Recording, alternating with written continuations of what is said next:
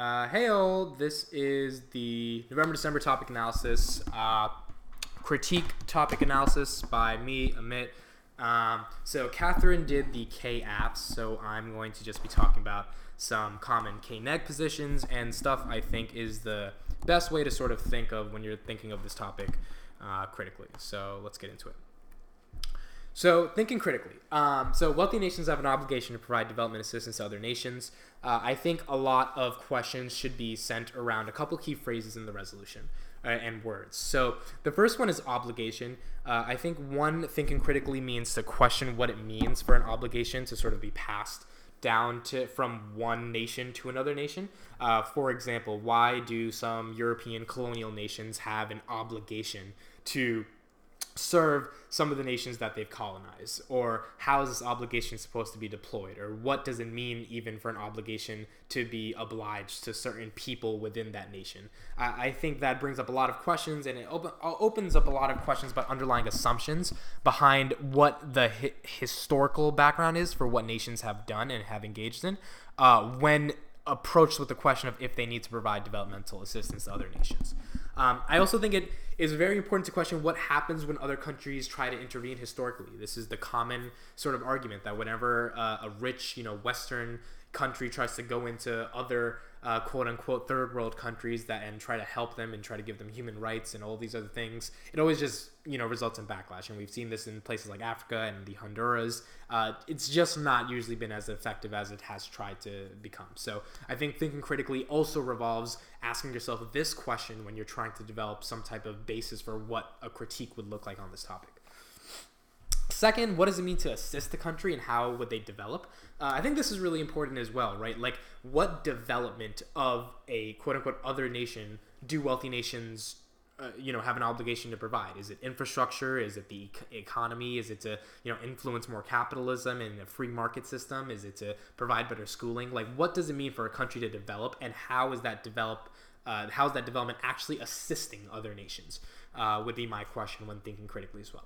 So these are just some thoughts and phrases I would think about when thinking critically. I think it would help you expand your sort of knowledge base of what the resolution actually means when we're trying to conceptualize a standpoint for critiquing an affirmative on this topic.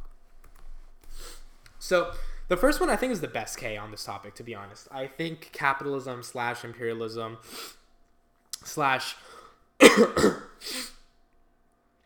colonialism is probably the best critique on this topic, just because I think that the links are just so grounded in history and so true that I think that one-off capitalism against a lot of affirmatives, if you're able to win the framework debate,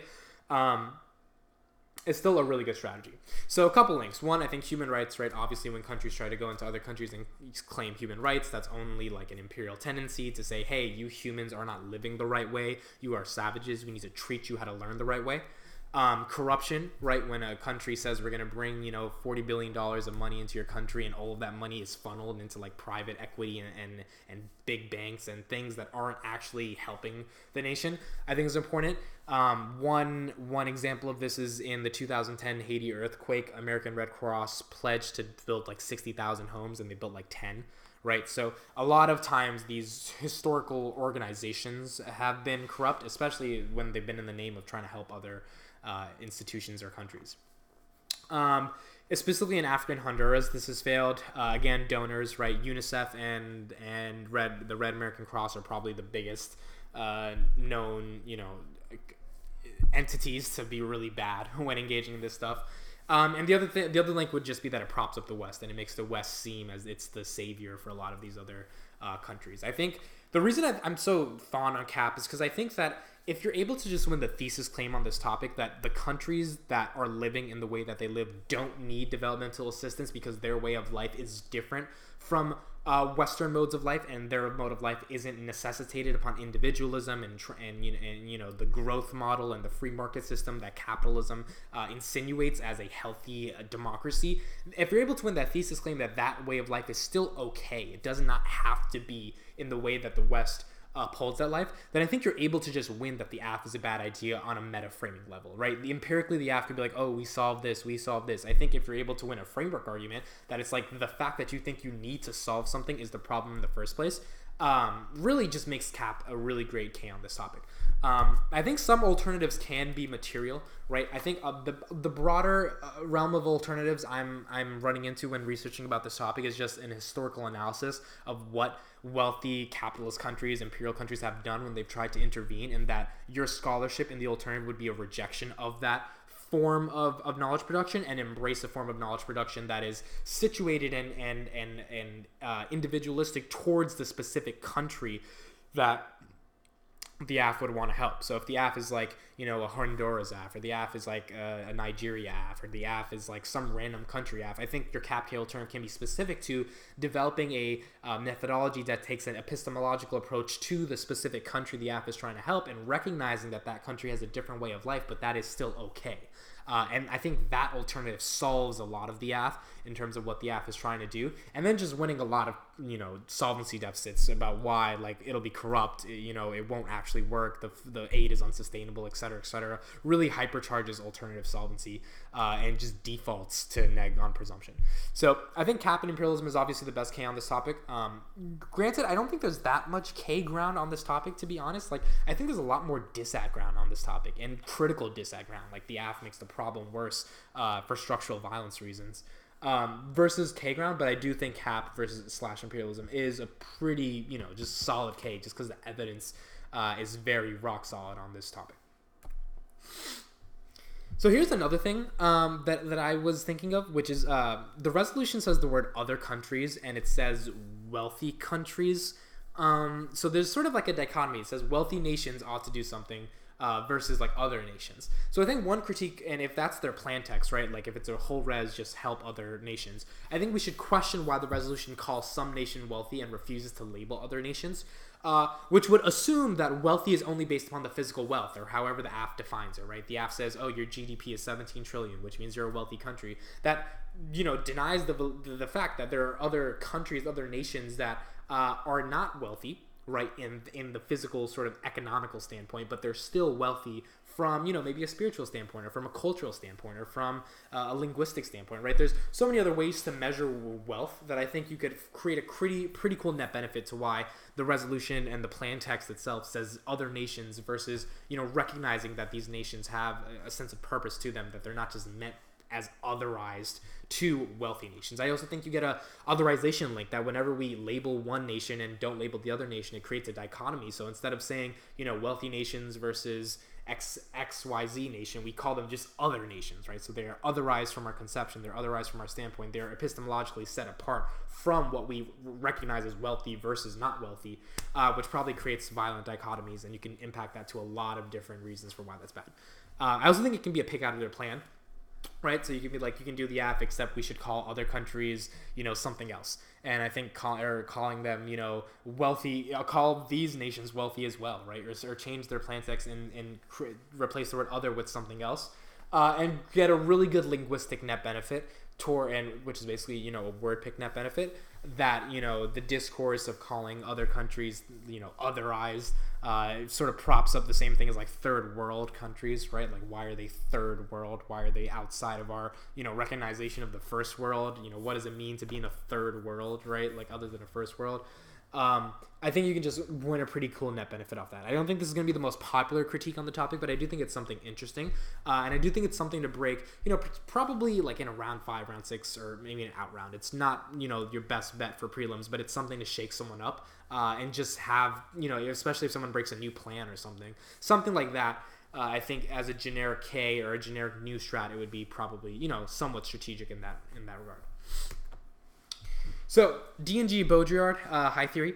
One, for the D&G, I think there are some links that the AF staticizes other countries as always needing help. So one, those countries are othered. They're often racialized, they're often gendered. They're othered by how the AF assumes them to be, which makes those countries seem as if there's one static notion of what that country is, which is always poor or always not wealthy, or that country is never going to live up to the West's expectations, which is the justification for why the West needs to do something. I think there's a couple good links for D&G for why our alternative can be to destaticize the understanding of the nation itself and deconstruct nationalism in its entirety. I think that can be a very good alternative for D&G, because deconstructing the nation would mean deconstructing particular projections and obligations that the nation puts on its citizens, which can get you some pretty cool impacts. But also just the link in general that otherized nations are always seen as otherized because we don't assume they have a particular type of worth, which is why we call, wealthy nations to help them. And that means that those nations at one day will just hopefully be wealthy, right? Because that's the only nations we care about, which again locks them into a staticized notion of only wealthy or only not wealthy. So I think there are a couple other links. I think that D&G argument can probably make, a decent amount of sense against whole res affirmatives. I think lack of specificity to the specific context in which the AF is talking about, especially if it's a specific plan, is going to be very hard to win a lot of these high theory critiques unless you're just like really good at nailing down generalized links. But if it's a whole res AF, I think some of these Ks will still make sense as well. Baudrillard, I think other countries don't really need developmental assistance, but we assume they do because that's how the media portrays them, and that's how a lot of, basically all of the AF's evidence you would be impact turning and saying, no, the media makes us think, a lot of the Western corporate media makes us think that places like Haiti and Kenya and, the Honduras, they need more help, they need more assistance, but that's an instance of hyper-reality because we've been shown so much from the media that has taken us away from the actual truth that if someone would actually go to these nations, they would see people living a way of life that is a lot more, unique, I guess would be the best word to say it, but it is not the way the AF describes it. It is not like they're dying for help, they're poor, they just need, more assistance, etc., etc. That's only because we're in the West and we're sensationalized to feel that type of way. I think that hyper-reality impact can be very big in terms of creating a root cause impact, just in the basis of how when the corporate media tells us how other countries are sort of seen, and we get our information about other countries not through experience or not through some other form of knowledge production, but only through Western media. It propagates us understanding it propagates a us-them dichotomy in terms of that country is bad, that country has poor, dying people, I don't need to be in that country, and it propagates more nationalism for this country. So I think you can get an internal link for hyper-reality leads to more nationalism in the country or in the nation that propagates a realm of hyper-reality for other nations. So if I'm living in the United States and the United States is making me see X nation as, poor and dying, that corporate media makes me feel better about where I'm living, which makes me feel more nationalistic, and any impacts to why nationalism are bad, I think can go into that critique and just develop as a sweet, turns case argument. Just because it means that the entire concept of the nation then becomes bad, and all that wealth that nations are built off of are basically built off nationalism. So I think that's another link for high theory. If I think of some more high theory stuff, I will definitely let you guys know. But D&G and Baudrillard so far are the ones that make the most sense to me on this topic. And currently just seeing what other realms. I think Bataille potentially could, but I'm still working on seeing what link that has. But until then, these are the two ones that I think are the most sense. Queerness. So again, otherization of countries is based upon deviancy. I think again, otherization, other nations, is always based upon some level of those nations are not up to the expected norm or value that we place upon particular, nations that are wealthy. So the AF upholds homonationalism by using sovereignty of wealthy nations. So the United States goes into other nations, right? Uses its sovereign power to go and help another nation as the basis for how they go and help other nations, which propagates a homonationalistic regime that assumes that if this sovereign nation goes into, a nation that's poor and gives them the tools to become sovereign and become wealthy, then the AF only promotes a homo-nationalistic agenda in other countries as well. So I think your main links would be based upon deviancy and homo-nationalism. I think there's definitely a lot of impacts to queerness on this topic, especially if you get nitty-gritty with the specific people that live in countries. Like queerness, I guess in the West is still very liberalized. It's not seen as sort of normal, but on one hand it is kind of seen as normal, right? There's a weird dichotomy, right? Gay pride, the pride parade, that is somewhat normalizing queerness, but on the other hand, right, when you have, a gay nightclub shot up, right, that is showing the deviancy and otherization that queerness has within the nation. So I think focusing on the specificity of queer people within specific nations that the AF is trying to help and their relationship to the West is a really good link you can make as well.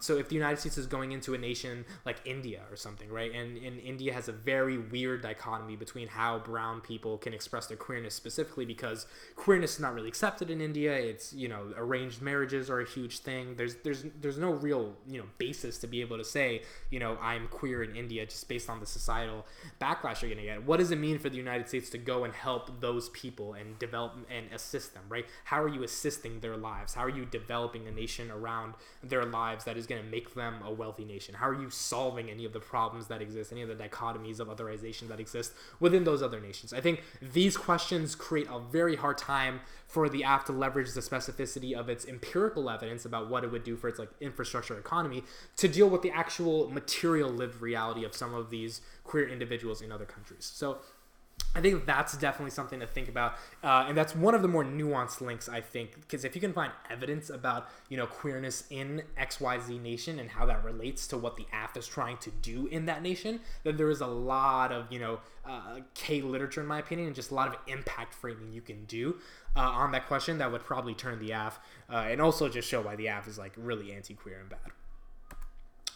AfroPess. So, obviously, still has a link. I think it's harder on this topic because if the app isn't talking about the U.S. taking an action, since this ontological antagonism of blackness being equal to the slave is specific to the United States and the antagonism the United States had via the Middle Passage. So I think you can still generate links to colonialism and European countries treating Africa as a site to simply take from, but it's harder to make an ontological or a metaphysical claim for why blackness itself is the site of absolute non-dereliction when the app is France as a wealthy nation should help, another nation, right? What links are you trying to generate? Because the United States isn't involved. Maybe, an African nation isn't involved, or African country isn't involved. What exactly are we grounding in our literature for Afro-pessimism? I think it just makes it harder on this topic. I think if the app defends the United States, the way the U.S. treats black people at home is probably a reason to assume they won't treat other racialized bodies correctly outside of the U.S. History proves this, and obviously the ontological argument makes a lot of sense here, where it's just if you can't fix this antagonism at home, what makes us think it's going to get any better outside of home? And when I mean home, I mean the United States. So I think AfroPest has a link on this topic. I think it's harder, again, on a very broad topic and when people are going to pick very specific plans to link a very, generalized argument that is specific to one part of the hemisphere to a specific affirmative, because I think that you're just going to be outframed on that debate. So I think if it's about the United States, there is a link. If it's not about the United States, the link is probably very tenuous, and I think you would generally be better just going for cap or imperialism in that case. So that's basically it. Those are the main Ks I see on this topic. I think those are the best Ks to be running on this topic. Obviously, I still think cap is probably the best K just in terms of what it can do overall in terms of answering an entire affirmative.